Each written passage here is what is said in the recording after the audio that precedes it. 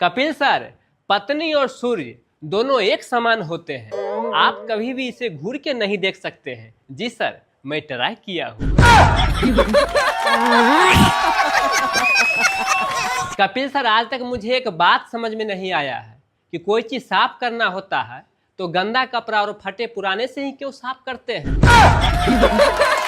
बात तो सही है।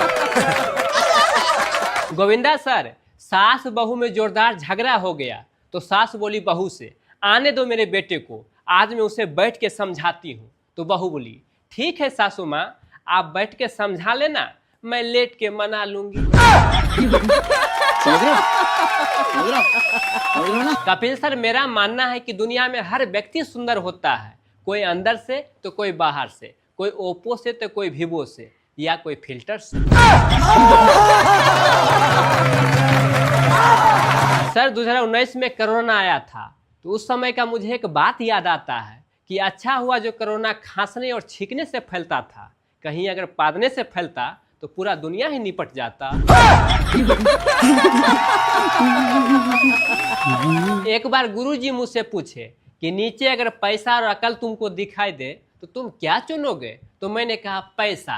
तो गुरुजी बोले, एकदम गलत, अगर मैं रहता तुम्हारे जगह तो मैं अकल चुनता। तो मैंने कहा, गुरुजी आप एकदम सही बोल रहे हैं, जिस इंसान को जिस चीज का कमी रहता है वो वही चुनता है। मेरे करतूतों को देखते हुए घर वालों ने कहा कि रामायण से कुछ सीखो। मैंने कुंभकर्ण को अपना गुरु मान लिया, कसम से हर सुबह जूता खाता हूँ।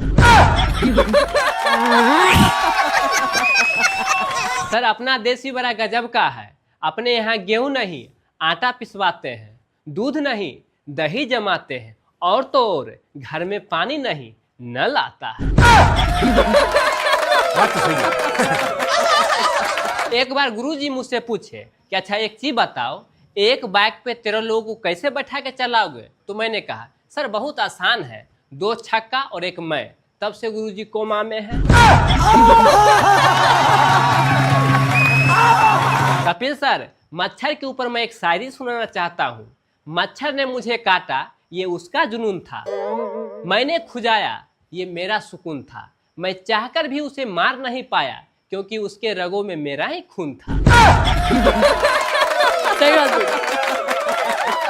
पहले वो मेरी गर्लफ्रेंड थी, मैं बोलता था और वो सुनती थी, फिर मेरी मंगेतर बनी, वो बोलती थी और मैं सुनता था, फिर हम दोनों का शादी हो गया, अब हम दोनों बोलते हैं, पूरा मोहल्ला सुनता है।